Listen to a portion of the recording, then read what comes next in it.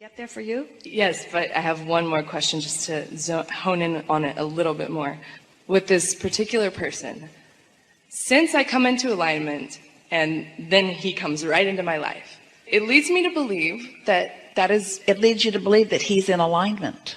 It does. Yeah, it does. And that's why I love being around him.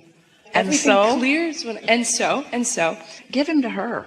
I don't know. Oh, hell no. Hell no. So say that again. So I'm in alignment. I'm in alignment. And he comes right in. I don't try. And this person that I adore, and I have decided to adore, regardless of if he's in my direct experience for the rest of my life, whatever distance, it's okay. I adore him, and I just want him to be happy. But I don't try. I just get into alignment, and he comes right in there. And then I get afraid because I think of societal rules about relationships and, well, maybe we should do this because that's what it looks like when people are like this. And then he's like, whoa. And then we have to lovingly go our separate ways. And so what my question is, I know there are thousands. We want to say this to you. Okay. You get to want what you want. You get in alignment, he comes, you want him to stay, you want him to commit, you want him to do whatever it is. And so you get to want what you want, but you can't contradict what you want by the condition making you not believe it.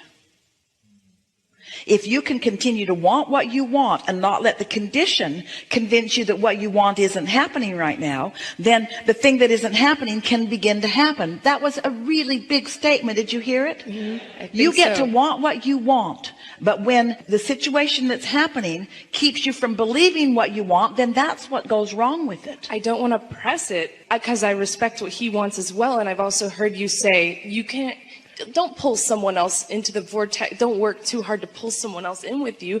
You know, if they want something else, let them. But I do want him. I do want him. You're just going to really like this so much. Okay.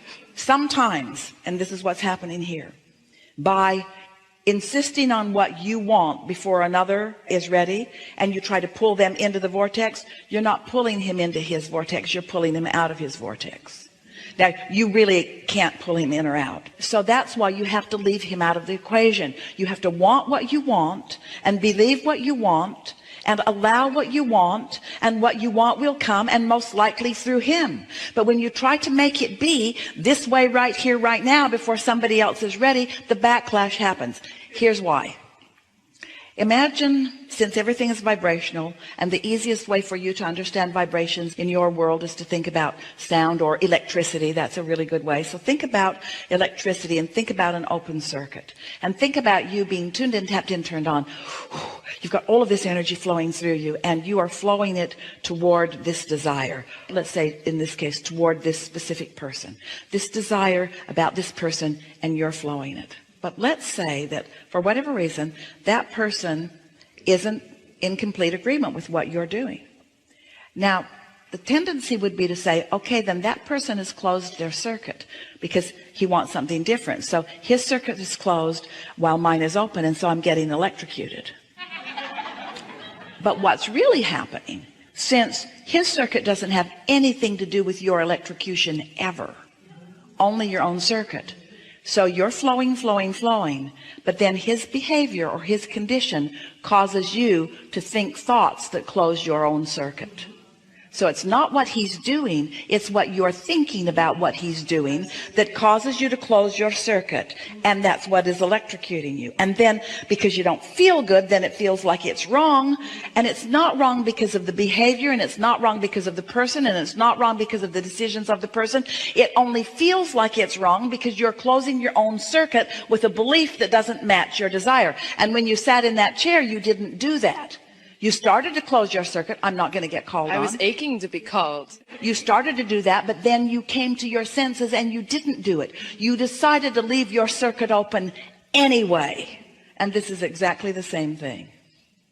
I've decided to be happy even though what I want isn't fully manifested. And in my happiness, I allow it to evolve, and I allow myself to witness the unfolding of it because it is so delicious. It's now. There's not ever going to be a then. The future that you're looking for is never going to get here. It's never going to get here, because when it gets here, it's going to be another now. And so if you practice in your now having an open circuit, then open, open, open, open, open, open, feeling good, feeling good, feeling good, feeling good, feeling good. But if you put some sort of ruling on the way that it needs to open, then you close your circuit in the now.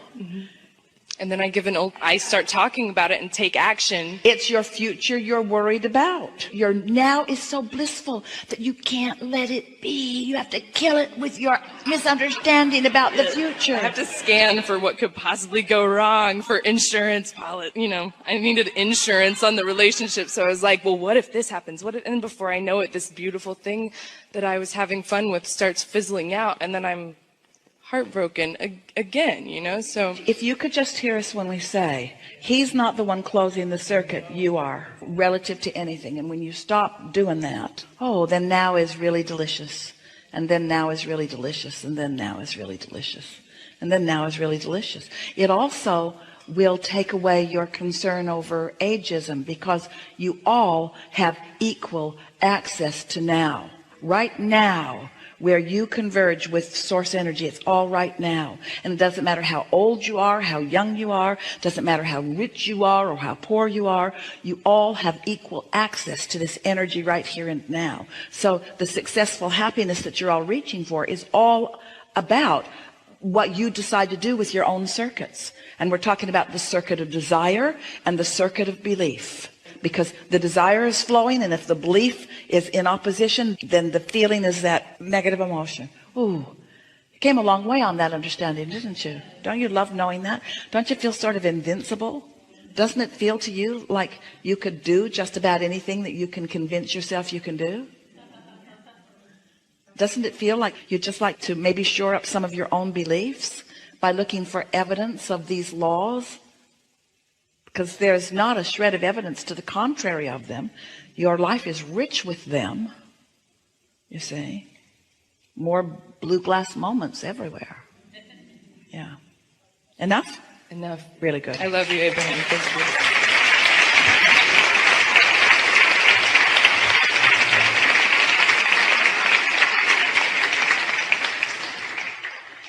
We're just going to talk for a little bit because we have very little time before segment, and so let's recap some of the power that we just discovered together. So you create your own reality, yes? And you are a vibrational being, and you are emanating a signal at all times.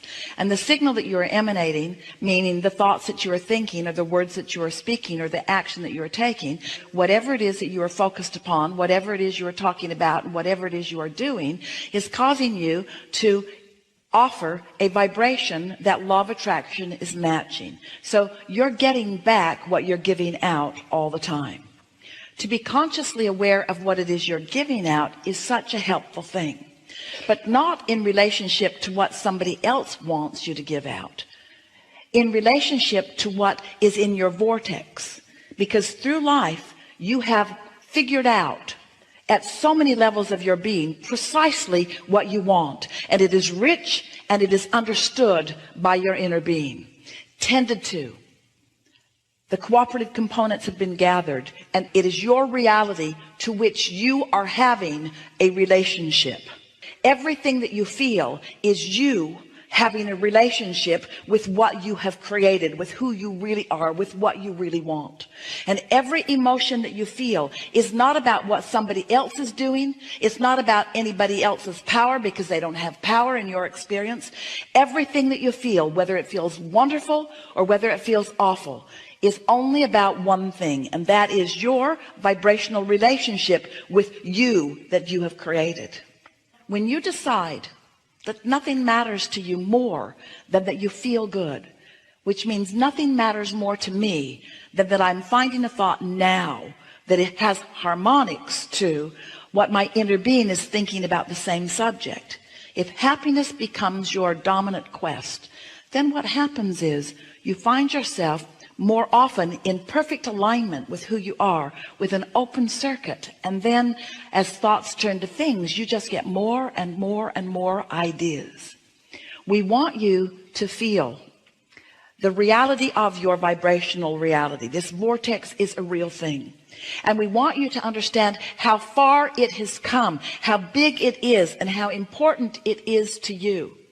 And we want you to know that since it is big and since it is real and since it is offering a vibration, it's offering a vibrational signal that is calling you, that if you are caring about how you feel, you're being called to the wholeness of who you are. And when you are in that receptive mode and that vibration turns to a thought in your mind that feels like a desire that you can speak out loud, I want this, that decisive, I know what I want. I want a relationship and I want it soon.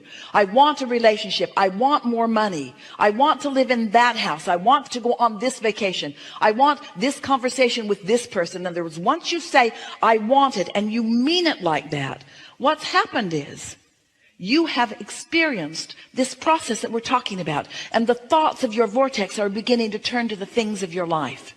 And if you will accept that as those ideas come, they are evidence, they are proof of the inevitable positive outcome that you are looking for, then you can start relaxing and enjoying the unfolding of it. But if you're still looking for the condition to guide it or to soothe you, then as soon as you look for something that hasn't come into full fruition yet, then you shut it all down and you stop the momentum, and it's kind of like starting over at square one again. Did you get that?